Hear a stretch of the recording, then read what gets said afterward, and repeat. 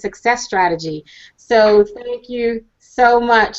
So without further ado, I would like to introduce the woman of the hour, Miss Sonia Booker. Woo woo! Woo woo! We're hanging out. We're hanging out. Yay! Finally, we get to hang out. I've been trying to get a hold of this lady forever. We've been Facebook friends, and we're like, girl, we need to get connected, and we need to do this. And I've been busy, you've been busy, and I finally got a hold of you. So I am so happy to have you tonight. I am happy to be here and to be part of this fine technology and our Google Hangouts. I'm sure this is one of many, many more. You know that I give some of the best parties, and the last time I saw you was at my birthday party Yes. that you attended. So I have another party coming up in December, so I have to, I'm sure I'll see you there. Oh yeah, I'm so gonna, she had me at party, so just gonna be there, just cause no matter what she's gonna do, she said party, so we're gonna make that happen. So Sonia, before we go into it, one of the biggest things I know in 2015, what I want to do is real estate investing. And we talked about this yesterday, that I'm a big scaredy cat. Like, I'll take risk with anything else, but when it comes to real estate, I've owned several homes personally, but not the real estate investing side. And so I'm such a big scaredy cat. And you said you're going to break me out of that? I'm going to break you out. 2015, you're coming out. Yeah, that's going to be my thing. I'm going to come out the closet for real estate investing. So Sonia's going to help me with that. But I appreciate you coming on to ask some questions. Toya and I keep calling you Toya, I don't know why. Toya and I are going to be asking you some questions. But before we ask you some questions, tell us about you. How did you get into this real estate game? How did you become the mogul that I believe that I say that you are? Because you are. It's really interesting, and thank you for having me on. I got started in real estate with my grandfather when I was, oh goodness, 9 years old. My father left our household, and my mom became a single parent. Okay. So I would be, this latchkey kid, me and my sister. And I would spend a lot of summers and had to spend a lot of time with my grandparents. And I just started hanging out with my grandfather just to be with my big daddy.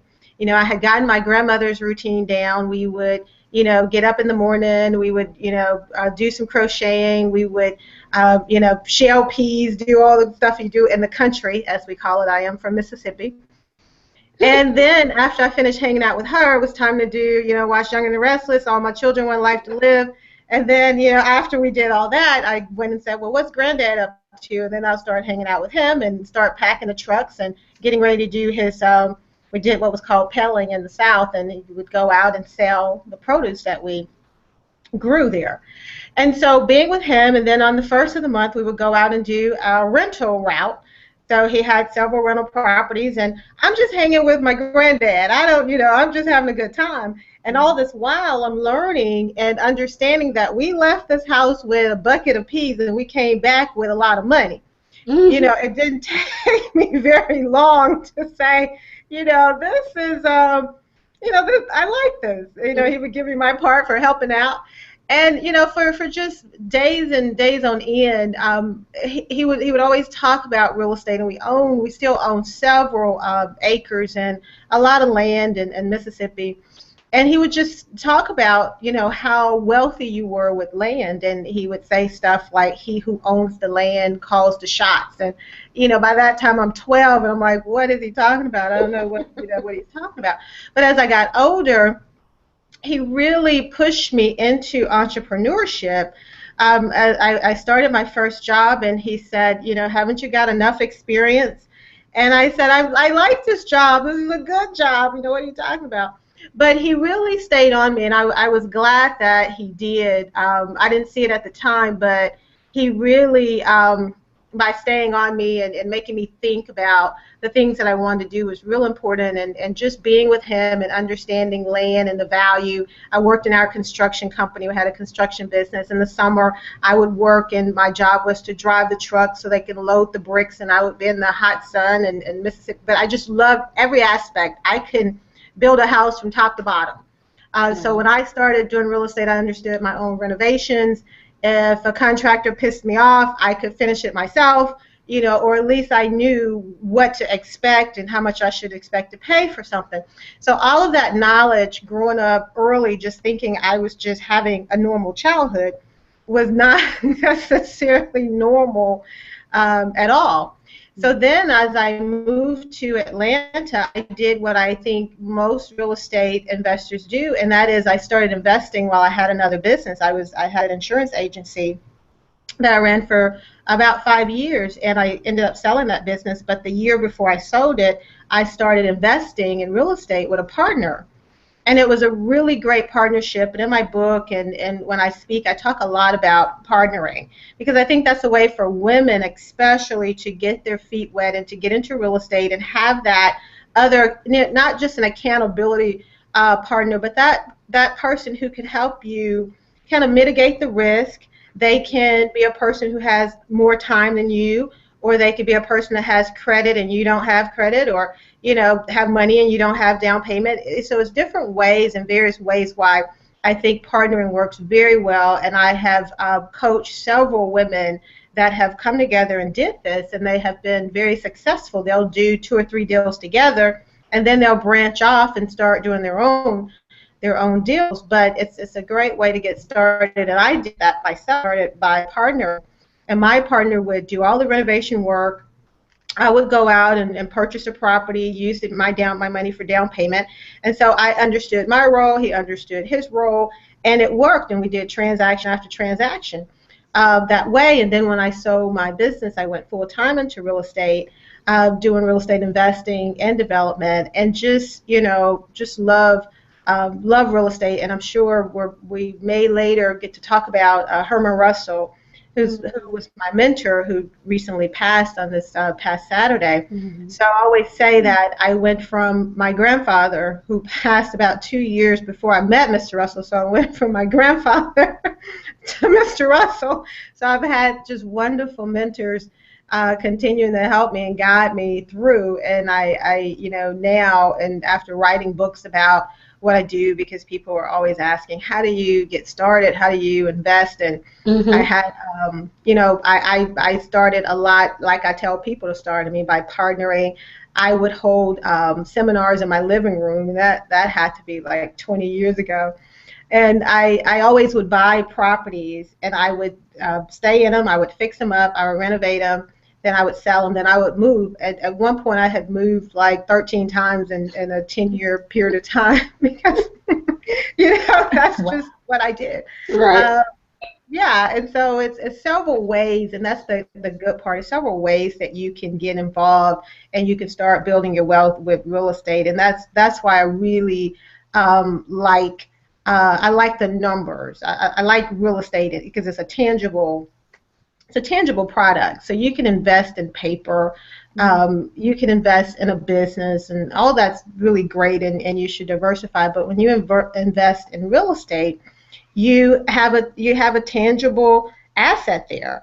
And it's really not a whole lot of ways that you can walk into a bank and someone else give you $100,000 to build your wealth. Because that's essentially what's happening, and they're making those loans because they have an asset. If you default or walk away, They know I have, a property. Right. So that makes it such a safe bet. And so if you go somewhere and you put 3% or 10% down, and they give you the other 100,000, it's like, really? And all the while, that's being used to build your wealth. So it's awesome. from those perspectives, it's just nothing better. Awesome. I'm gonna let Toy ask you some questions too, but if you're watching live, you can actually ask some questions. There should be a Q&A button, so go ahead and ask your questions, and when we see the questions come up, we'll ask them to Miss Sonia Booker. And if not, we have a whole wealth of questions because we're gonna get down to the nitty-gritty because I gotta make this happen in 2015. So if anybody's interested in partnering with me, I'm open. And I have partners. What's really funny is that people will come to me, and I match partners a lot too. Some people will come to me and they'll tell me what they're looking for, what their strong suit is. You know, and the biggest part about the partnering is just having the paperwork and understand how the deal is going to, how we're going to end this deal. And a lot of times when you're starting out, it's good to end them by selling the property. But I do have people who have worked together and they've partnered for 10, 15 years, and they buy rental property, they buy whatever they buy, it's always half and half, and they've been partners forever, and they split the rent 50-50, they split the repairs 50-50, everything about what they do is 50-50. But when you're getting your feet wet, a lot of times it's good to have a quick ending to the partnership just to make sure you guys are gelling, you're good, and your paperwork is straight, and we're going to end this transaction by selling this property. You get your half, I get my half, then we decide if we want to go on to another partnership deal. Sounds like a dating situation. I I always equate that. I gotta equate it to sex somehow, or relationships. Right, yeah. What financial fornication? What do you expect? So yeah, it's almost like a dating situation. Like, we're just going to test it out. We're going to date, see if we like each other, and then, if it works out, I might marry you. Right, maybe for a little bit. From there. Yeah. Never thought about it that way. Somebody did tell me that I buy houses like people buy shoes, and I went, It didn't take me long to make a decision to buy a property, a pair of shoes. I'm like, $1,300, $1,000 shoes. I can't do it, Exactly. All right. So, Toy, what you got from Miss Sonia Booker? Oh, yes. First and foremost, I'm a shoe lover as well, but I love the fact that you invest in the right things with the right price. And speaking of price, what is the market like right now? A lot of people say this is the best time to even invest and start dealing in real estate. Why is that? And give us a little peek of the climate. What's going on out there in the market? Well, it's three things that you want to keep in mind right now about the market. Number one, and the biggest, is the interest rates. The interest rates are just on your side. And, I was doing some numbers, and I remember just being startled by, right now your interest rates are 6% for investor loans, stuff like that. But it was startling to see that just 1%, if the interest rate increased by 1%, the difference in the amount of house you can afford would be decreased by 11%. Because, yeah, I mean, it's a pretty big, because the rates are so low, and the housing prices are, they're remaining somewhat, low, but they're going up by the day. And this is where I get real passionate, because sometimes as women, as people, as whatever, we miss it. And right now, we're sitting around going, I don't know if it's a good time, but by the time we decide it's a good time, it's over. You've missed it. You've missed it. And so, a lot of areas, especially in Atlanta, are already back at pre-bubble prices, are already back up, and or climbing, or you see the increase. There are a few areas, in the city and around that are still underwater, and those are the ones that you really want to look at. Those are the areas that you want to look at. So interest rate. I'm sorry. Go ahead. I'm sorry. Yeah. So interest rates definitely is why this is a good time, because these interest rates hadn't been this low, and these are record type interest rates. And then secondly, the prices are remaining low on housing. And then the other thing, when you look at the market, if I was right now getting ready to start investing, I would buy a multifamily property because so many people are living as roommates for so long, and people are renting longer.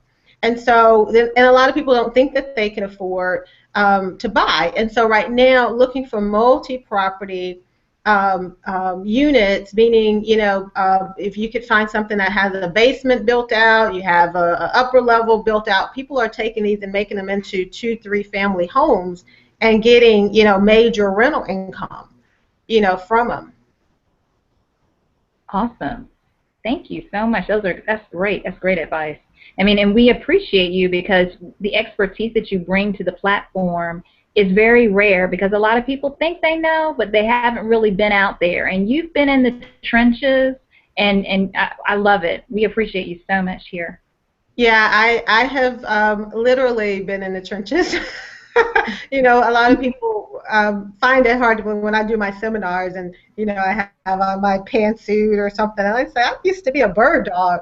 They're like, "What's a bird dog?" So I would go door to door, knocking on doors, looking for properties, talking to owners, and I still like to do that. I still like to do that because you get such a pulse of the market and what's going on.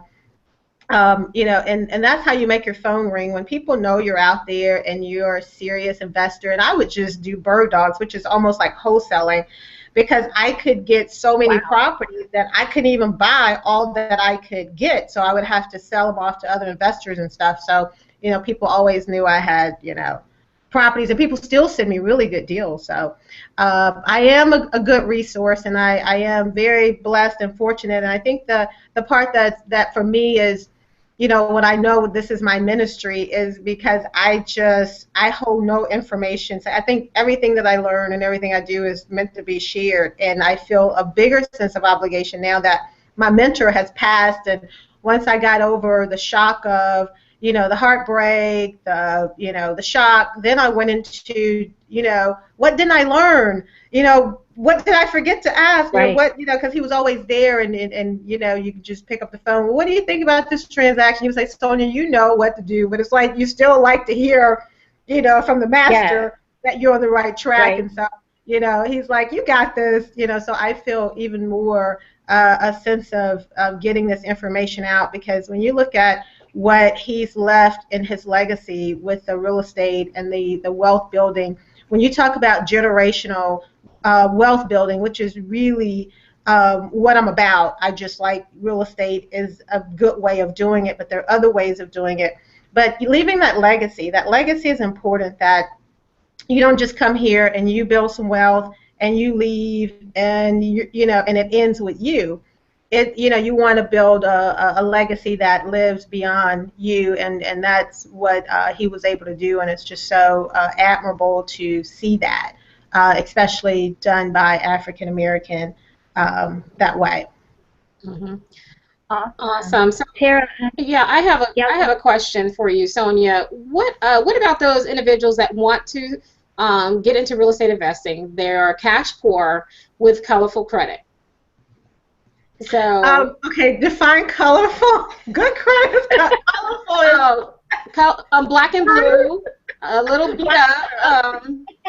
Ratchet, we got some issues, bruises and everything. I'm trying not to say bad credit, but come on, work with me now. Work with me. Okay, yeah, color. I have to make sure. I have to stay up on things. When you said ratchet, I was like, okay, I know ratchet is bad. Right. Oh, right. Yeah. Ratchet. Ratchet credit. It's still a place for you, and that takes a lot of time and determination. If you have colorful credit and you have time, then you can really do a lot of wholesale. You can do wholesaling. Wholesaling takes no credit. It takes a lot of time, and it takes some dedication to get out there and start passing out your cards, meeting, and the strategy really is to network in both circles. So you want to create a network of investors because Tara and I were talking to a young lady who's extremely excited about her first purchase that she has, and the first thing I thought was, she said, I've secured the property, I have the property, but I have to sell it.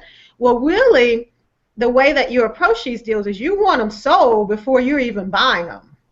because that's Right. where you can get jammed up. So you want to have a network of investors that you already know what they're looking for, what areas they're looking for, what their threshold is, and pricing. And you're basically, when you're sitting down and you're doing the deal to put that property under your control, to write your commissions in, or your dollars in that, you already want to know in your mind when you leave that house, hey, such and such, I got this fits what you're looking for, so that you're moving that, within 7 days or so. Because then if you sit on it too long, the person who you're tying up with is not going to, see you as a serious investor. And the last thing you want to do is to overcommit and underperform, and that gets out there, and then people don't call you, because if you're good, everybody in that neighborhood, everybody that wants to sell something begins to call you, because they know, I don't know these investors, but I know that person, and by me calling them, they're going to move this property for me. And so that's the way that it really works. So network with both sides.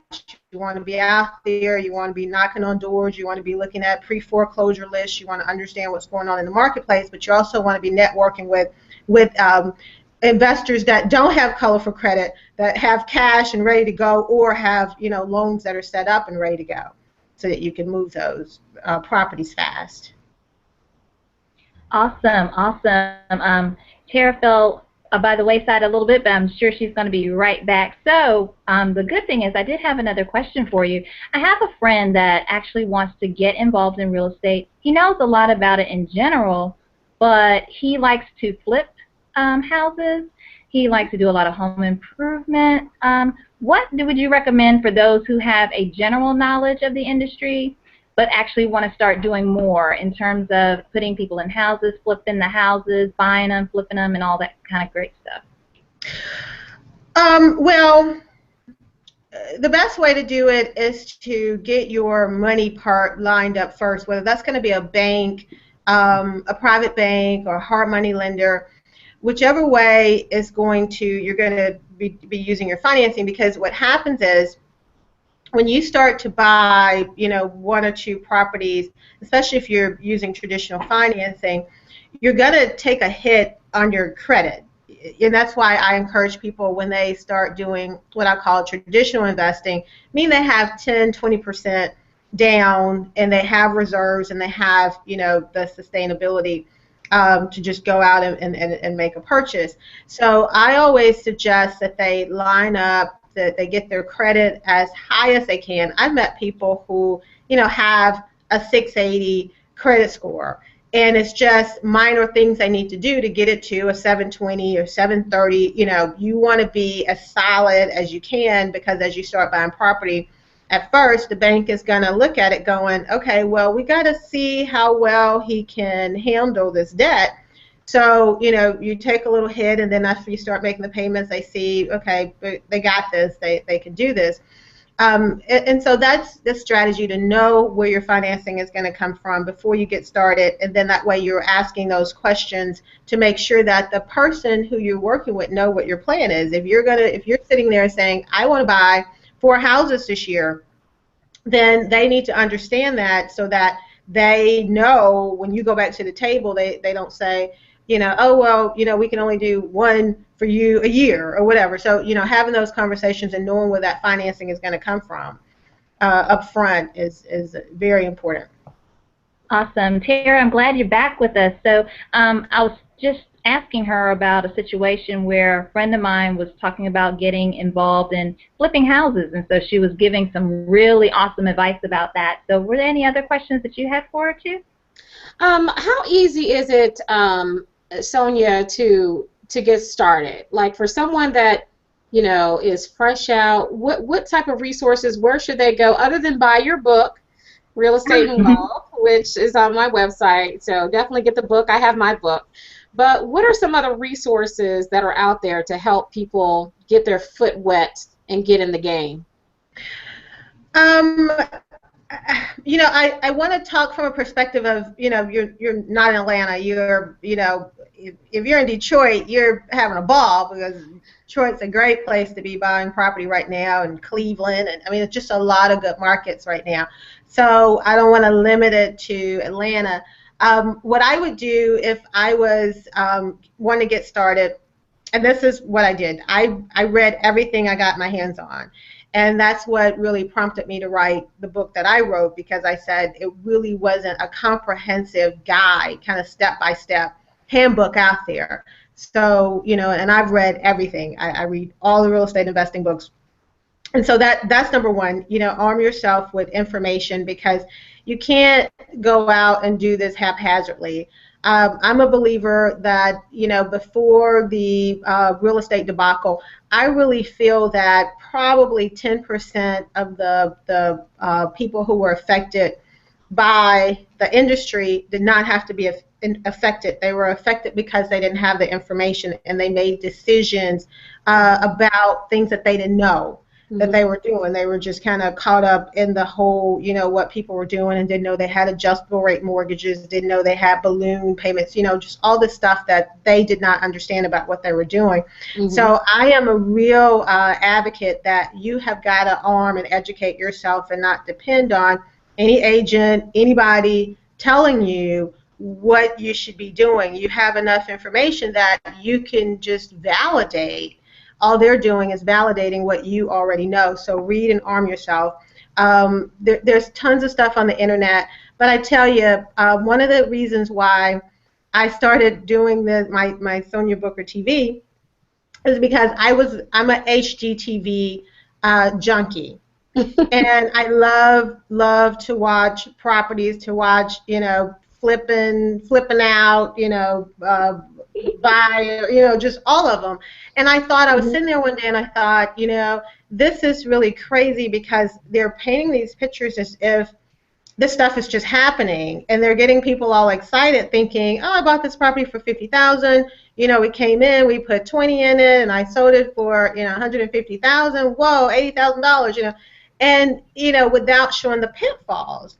And that's why I think that you really do have to do your numbers, and really understand how the transaction works. I always say you enter real estate with an A, B, and Z plan, that if this doesn't work, this is what I'm going to do. If that doesn't work, this is what I'm going to do. That you have ran every single scenario that you can going into the purchase, so that, you know, if you plan to sell in 90 days and you're 120 days out, okay, what's plan B? I need to be ready to kick plan B into place.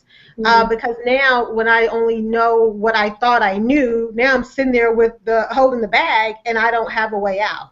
And that's the part where people really get hurt and affected by real estate. So get the information. There are a lot of in every single city, there are what's called Georgia RIAs. They're called RIAs, Real Estate Investors Associations. And we have one here in Atlanta, but they're all over, and they're great to go for information. They have once-a-month meetings, and then they have all kind of online, and they really do vet a lot of people who come into their industry that's sharing information with new investors. And so, you know, I hung out around there a lot, and I learned a lot of information, and I still partner with them to do a lot of conferences and things of that nature. So find your local RIA, your Real Estate Investors Association, in your market, and start going to the meetings, and just tap in, and just, you know, don't be too eager. You're just getting information right now. You're just getting all the information you need, and then you can get out there. Awesome. So that's one of the things. I don't have analysis paralysis for a lot of things, but with real estate, and that's what I found. I find other people don't invest in certain, you know, other things because they're scared. They're scared to lose money. But as my friend would say, and that I tell people all the time, scared money doesn't make money. That's right. Yeah. Well, I mean, I'm a stock person. I you know, believe in a diversified portfolio, but I will always have more real estate in my my mix than anything else. I've gotten to the point where I do invest in companies. I do some angel investing, investing in startups, and then with stocks. I like to have a little bit more control over what I'm doing. And if I make a mistake, or if the market goes down, or whatever happens, like I said, I feel like the bank at that point. I still got an asset. I'm not left with, holding some smoke and mirrors paper screen or whatever, some paper, a paper investment. So that's why I'm very partial, but I am very conscious that you do need to diversify your portfolio. So it is scary, because where do you go and you sign your name to, $100,000, $500,000, every day? That doesn't just happen. So it's the biggest purchase that most people will make in their life, in their lifetime, and so it shouldn't be something that you enter into too lightly. But at the same time, I say high risk, high reward. You do have to get out there and take those kind of risks, because that's, when you put those kind of things on the line, that's what happens. And that's in business or anything, that you get those high returns and start to really see, those big payoffs that you're looking for. And it doesn't take much either. I say every woman should have their primary home and an investment property, at least, just one. There are numbers that I have done showing what that just one property can do to boost your retirement, and it's just amazing. You can travel, you can put your kids through college off just that one investment property. So, I say just one. You don't even have to build a whole big portfolio. Right. One would do wonders for your wealth building, and from a generational wealth building standpoint too. Awesome. It sounds like you're saying taking it step by step is the best way, and not jumping too far in. Is that correct? Yeah, not jumping too far in. You go slow, and that's why like I said, because people have different issues and different things happening. Like a group that I'm working with now, one lady works a lot, but she wants to invest in real estate. As a matter of fact, her goal is to replace her job's income, and be a full-time, live off of her real estate holdings. She wants to get to where she can have at least $5,000 coming in from her rental income. So by understanding what her goal is, we know what we have to put in place, and she's doing this by doing long-term holding. So we go into it, we refinance, she gets her cash back out, she buys the next property. It's a strategy, and you do have to understand what your end goal is, and because if you understand that with a plan, if you know that I am looking for quick cash, I want to pay my debt off. That's my purpose right now. Then you want to buy short-term property. You're looking for a property that you can turn, and make $10,000, $15,000 or whatever. But if you're building you're trying to replace your income with rental income, then you know that you're in a buy and holding mode. So you're looking totally different properties, totally different places. Your strategy is all different. So that's the biggest thing. What are you wanting to get out of this? And sometimes it changes. A lot of times people start short term just to make cash, and they're doing short term deals, and then they go into a long term holding mode. Once they've built up their cash reserves and stuff. So it's a plan. It's giving it some thought, and it's almost like what Tara teaches is just with your real estate. That's right. That's right. I love it, Tara. Your beautiful face is back in the place, and I love it. I love it. So Sonia, what are some things that you have going on, or your upcoming events in Atlanta? I know you have a YouTube channel. Tell us about your YouTube channel. Oh my goodness. I'm so excited. It's Sonia Booker TV. So I had been talking with a couple of different networks about doing some reality TV and stuff, and I'm just not the biggest reality TV person.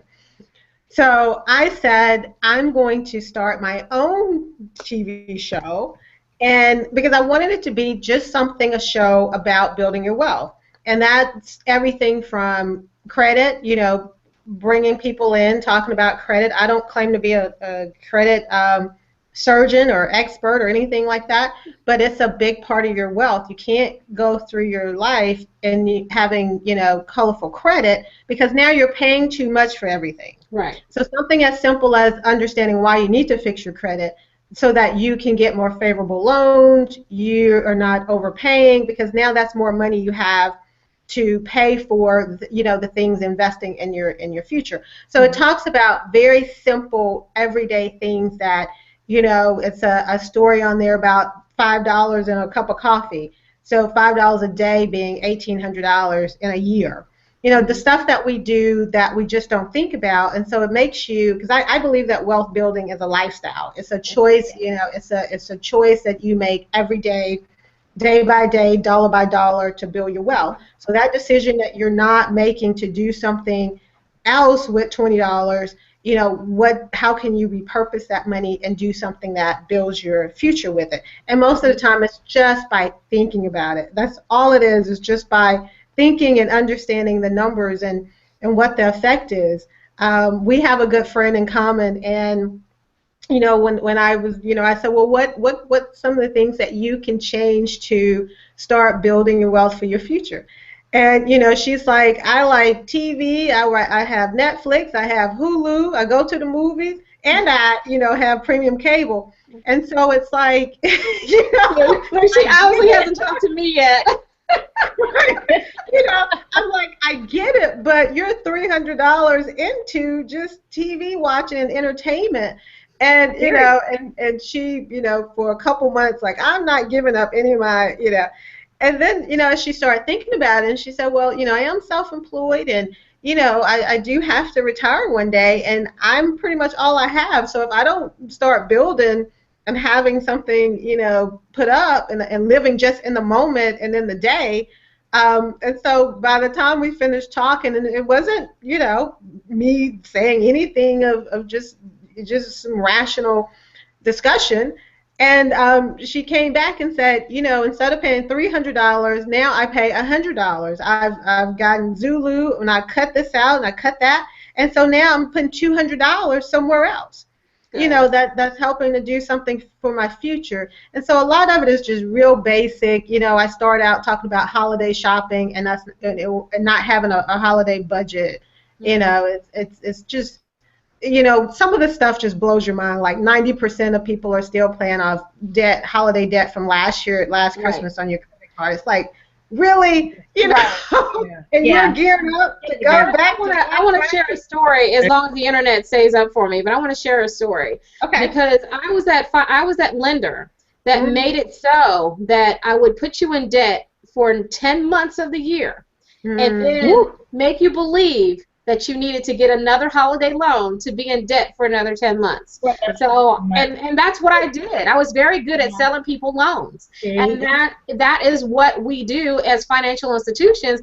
We got to get you, we make money off of loans. And so I'm going to convince you, no, don't save up for holidays. I can give you a holiday loan. I called it a 999 loan. I gave you $900 at 9% for 9 months. Wow. And every year you came back to me. If I had faithful, and if they didn't get it, if the world was coming to an end.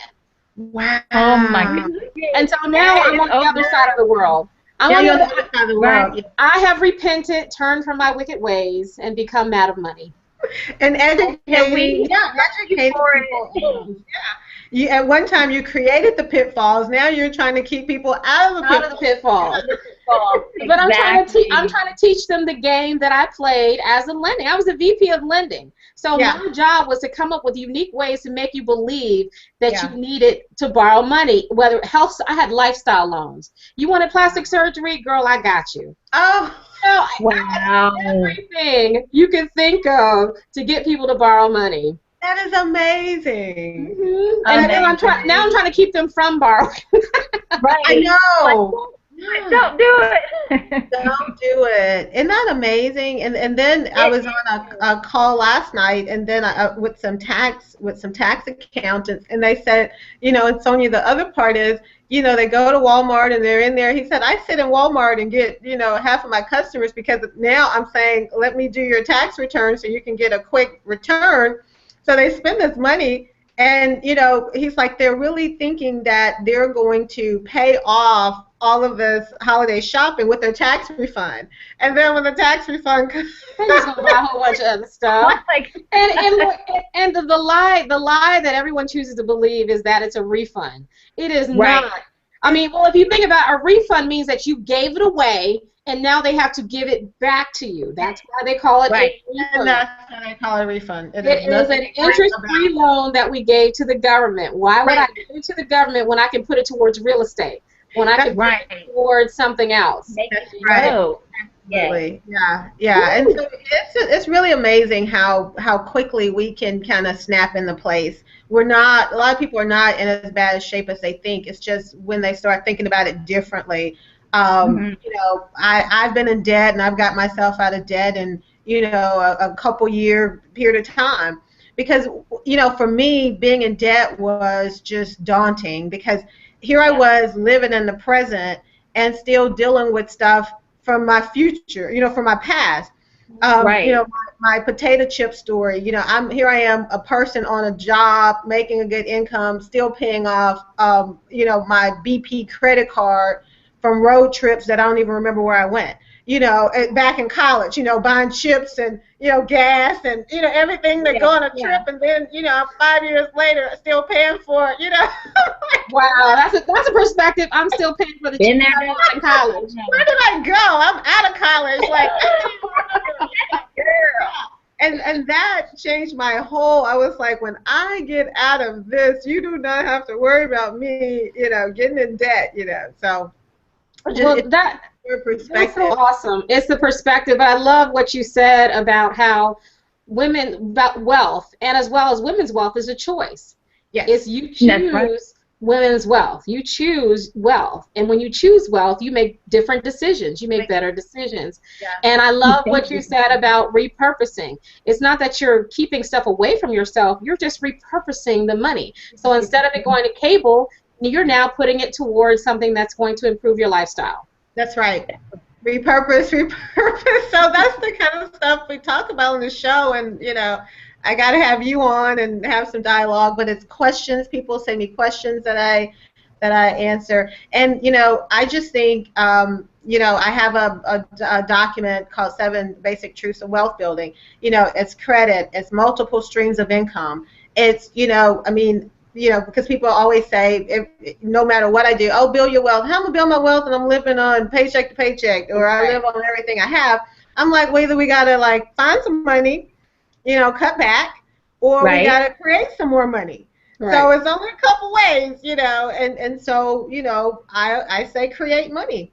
It's, you know, you do that with adding an additional stream of income, whether that's you going out selling Mary Kay, or you putting your singing talent to business on the side, or whatever it is. Now that money is being used to fund your kids' college, or fund your investment property, or fund your retirement.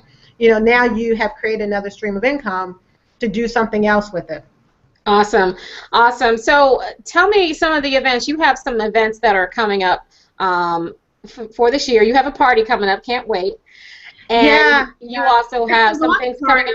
Actually, yes, a launch party. It's a sponsored appreciation and launch party for the Sonia Booker TV show there. So we'll have the staff, and, you know, I have an awesome team, and so we'll all be there, and just anybody that supported me in any kind of way, you know, follow me on social media or anything. You know, I appreciate it all. Just, you know, they're welcome to the party. So I really like to have parties with purposes. You know, so we'll be doing that on December 11th, and so you'll start seeing that go out. So that's pretty much my last event for December 11th. I'll be taking my team on a retreat, and we'll be kind of taking it down a notch and doing some planning. And then next year is busy, and it's a bang. It's a big year. I mean, it's a huge year coming up. And I'll be doing the I Build Wealth workshop again in April, and that was just a phenomenal conference this year. So we'll be doing it in a pretty big way in April next year. So we'll be gearing up for that as well, and we'll be doing the Everything Real Estate Expo and Conference again next year. So some good stuff, and then some, you know, webinars and other stuff in between all that. But those would be our 2 big signature events that we do every year. That's great. That's great. And on social media, you mentioned social media. So how can people follow you? Like, which social networks are you on? I'm on everything except Vine because I just hadn't. I can't do anything that quick. I have a Vine account that is not being used right now. I'm on everything except Vine. Yeah, no, anything. Right. Instagram, definitely go to YouTube, Facebook, and Sonia Booker is Sonia, what's on the screen, but follow me. I'm always just dropping little nuggets and sharing information, and I really feel strongly that the information is just king. It's power, and I live by Dr. Angelou. You learn to teach. I mean, that's what you do. You as soon as you get, you give.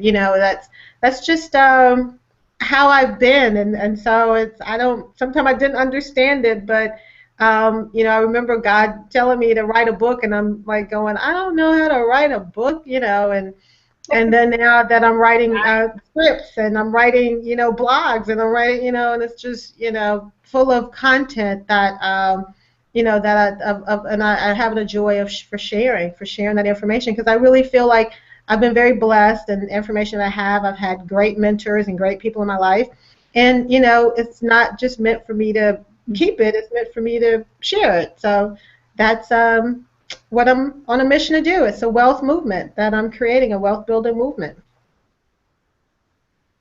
I did have one more additional question. I hope you don't mind. This one's a little bit off the cuff, but I think it's important because you were talking about the generations and the perpetuality of wealth building in terms of real estate.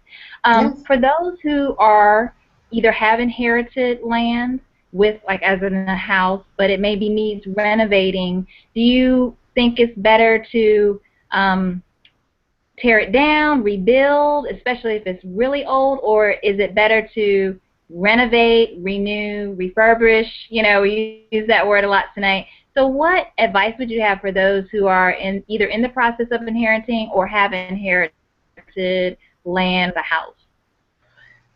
Oh my goodness, Toy.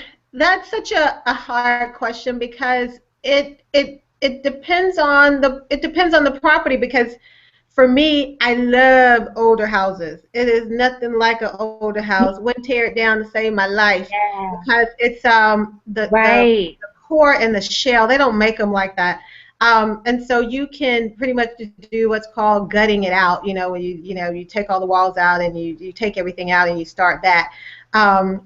So you keep the shell, but it would depend on the area and what properties are selling for in the area, because you don't want to over improve the property. You may get the property and the area just be in a so-so, it's in a so-so area, so you might just want to do enough renovations to get it to a point where you can rent it, if it's, and just wait as the market turns. But if you find yourself in a real booming area, then tear the sucker down and put the $500,000 house up there, so you can sell it. So you look at each area and make that decision based on what you need to do, because that's what it depends on. So it's no one size fit all. Look at the market. Definitely look at the market. Find an appraiser. Read. Read. I have a lady right now who was inherited some land, and she told me, she said, the area is booming, and I'm trying to sell it for the price that it's going to be worth in 5 years. I said, well, the problem with that is that you haven't, considered, is that the taxes are also going to increase on that property. So with you knowing that this area is increasing, you can't just say, I'm going to sell it right now for what it's going to be worth 5 years from now. But what you have to look at is, when it is worth that, are you going to be able to afford the taxes and hold on to it? Because a lot of people lose inheritance property and their property based on just the taxes, because as areas start to really increase, most people, they can make their mortgage payment, but they can't make those new tax payments. that Right. has been driven up. So it's a lot to consider. And I, on Mondays and Wednesdays, I usually spend, a large part of my day doing kind of these 15-minute consultations, and it's done by, phone and online, because I have to really, give you a little advice or a little guidance based on having everything and all the information in the industry. So people can really feel free to email me. It's just Sonia@soniabooker.com. I answer a ton of questions. If I don't answer it directly, because my team gets them and they filter them, and some stuff I answer on social media because I know it'll help other people. I don't necessarily put their name on it.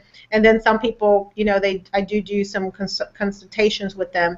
And then I answer some of them on the show. So all kind of ways that, you get you can get information, but definitely look at the market and see what the market is doing and make a decision based on that. Awesome. So, I love it. I love it. So brings us full circle. Sharon. I'm sorry. So tell us how people can get in contact with you. You mentioned your email at soniabooker.com. How can they get attached to you social media? Everything, everywhere except Vine on Sonia Booker. So definitely follow me on Twitter, Instagram, Facebook.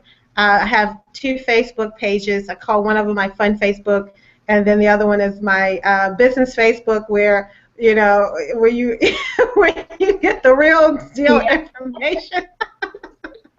Yeah, I have a couple of those too. Right. Yeah. So I find that, because at first I was like, wow, I have all these people that are interested in, my personal page, which I do put little tidbits on there and stuff. But, I found that I don't get a whole lot of likes and stuff, on my business page. And it was funny, one day I was at the hairdresser. And I said, I was looking at something I posted, and I thought, oh, that's really good information, but, it might have had like 2 likes or something. Right. So when I got to the hairdresser, everybody was going, what you posted made so much sense, and that was right on, and it got me thinking about it. I said, but y'all didn't like it. Right. It's almost like if I like it, that means that's me, and I'm not really putting my business out there. So I had to learn quick and not get offended that, just because they don't like it don't mean they don't see it. That's right. Sonia, I found that when the least amount of likes I get on a post, that's when I know it hit home for a lot of people. I know. Exactly. That took me a minute.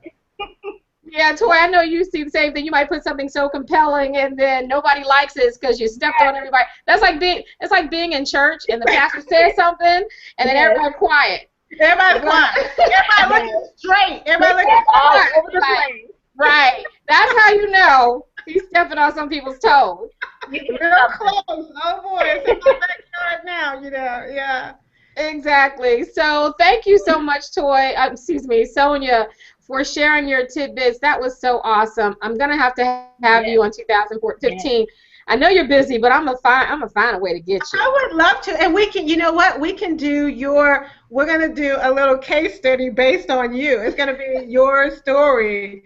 We're gonna talk about your journey, and the names have been changed to protect the innocent.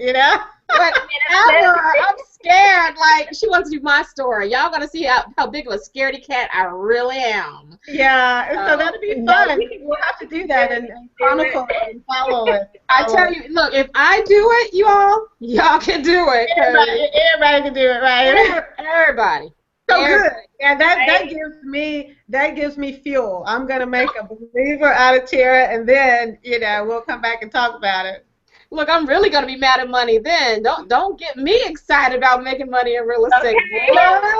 I told that young lady that on Facebook. That's why I say you have the bug now. I mean, when you get bitten by the real estate bug, oh boy, it's nothing like now. 2015 is on. It's like it. You're like, I made how much money? And I did what now? Look, it's the number. You and Toy gonna be partners. Partners. Exactly. Thank you so much, Sonia. I love you so much, girl. Thank you. I love you. Thank you. Toy, before we sign off, before I get technical difficulties, tell people how they can get in contact with you. Yeah, tell me, Toy. Oh, Some absolutely. good information. Oh, you're welcome, and I want us to definitely connect even after this. Tara, I love you, sis. First and foremost, thank you so much for having me. It's always a wonderful time. You can reach me by going to my website, toyparker.com. If you go to the right-hand side of the website on the home page, you can connect with me on all my social networks. You can just click connect, and it takes you right there. And you can subscribe to the website for some awesome content as well. Awesome. And I am Tara Jackson, Madam Money. And before my system goes out, you can go to madammoney.com. Definitely click on Women's Wealth and look at my Cash Chat on Fridays. It's ranked number 5 in the personal finance Twitter chats on Twitter, so I'm excited. In 2015, I'm going to be going on a tour. Women's Wealth Boss Brunch, and BOSS stands for Business Owner Success Strategies. So I am taking it on tour. I'm going to be in Toys area. We're planning that. I've already booked New York. I've booked DC, North Carolina, and California. So if you want me to come to your area to do a BOSS Brunch, just go to madammoney.com and look for the BOSS Brunch tour. So I'm really excited about that. And oh yeah, the first one, we're going to kick it off in December. It's going to be in my hometown in Dover, Delaware. So those of you that are watching in Dover, Delaware, we're going to kick it off. We're going to do it right, because in 2015 we're taking it across the world. So we're not just going to keep it in Atlanta. We're going to take Atlanta everywhere. So we're going to make that happen for everyone. I am not your mama's insurance agent, which means that I do different things than your mama's insurance agent probably did. So I look forward to helping you build wealth by protecting your wealth and protecting your family, as well as retirement saving strategies as well. Learn more about me at either tarajackson.com or definitely madammoney.com. You have been watching Women's Wealth Hangout. Thank you for tuning in. Thank you, Toy. Thank you, Sonia. Love y'all. We'll see you in 2015. Mwah. Good night.